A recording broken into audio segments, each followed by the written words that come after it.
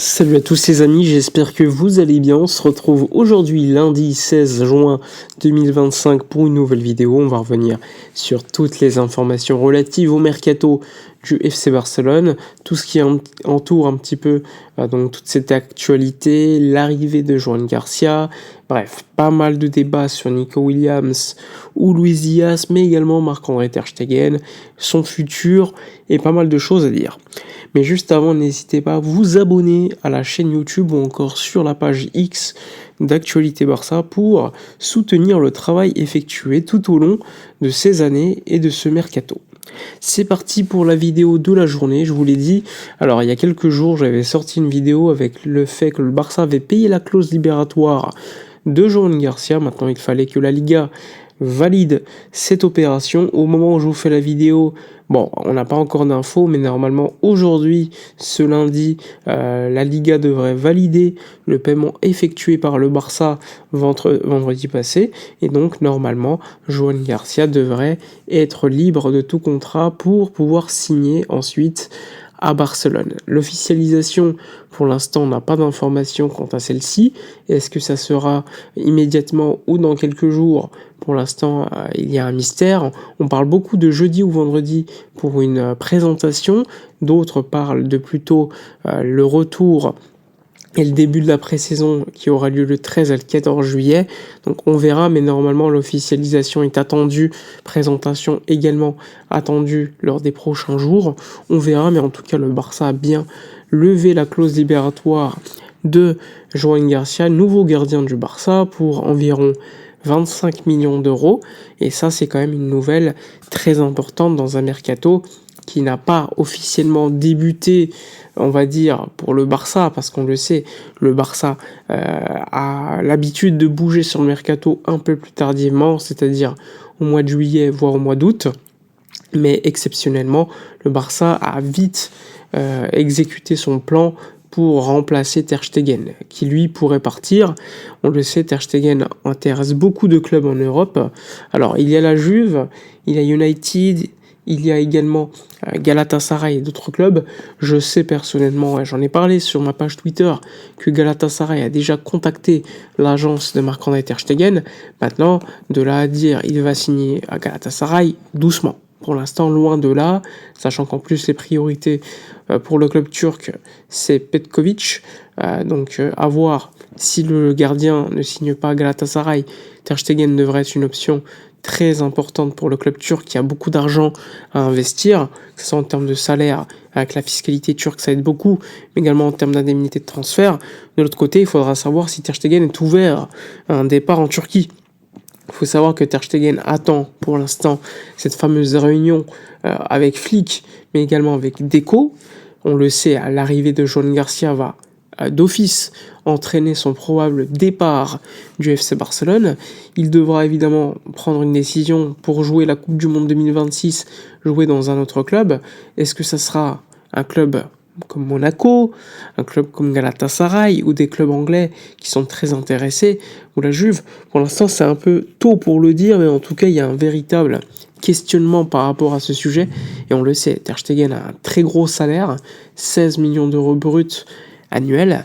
Et probablement, en cas de départ, le Barça devra prendre en charge une partie de ce salaire. Et ça, c'est une nécessité. Il lui reste 3 ans de contrat. Le Barça lui a proposé le fait de payer une année complète en échange de le libérer et de ne pas avoir à payer 2 années ensuite, puisqu'il lui reste 3 ans de contrat. Pour l'instant, cette proposition de Barcelone a été refusée par le clan allemand. Maintenant, on verra. Le Barça va probablement donc officialiser Joan Garcia rapidement, prolonger le contrat de Chesney, ce qui ferait donc que le Barça a 2 gardiens, sachant que Iñaki Peña va partir, que le Barça va également prêter Astralaga, qui est le gardien numéro 3, et en plus de ça, tu as donc Marc-André Ter Stegen qui devrait faire le choix de partir. Maintenant, on verra vers quelle destination, mais on le sait qu'il vaut mieux avoir quand même de telles décisions à prendre au mois de juin plutôt qu'au mois d'août où c'est un mercato plutôt de correction, où le travail essentiellement a été fait, où par exemple tu n'as pas eu tes pistes prioritaires et tu te rabats sur des pistes un petit peu secondaires. Donc ça c'est important.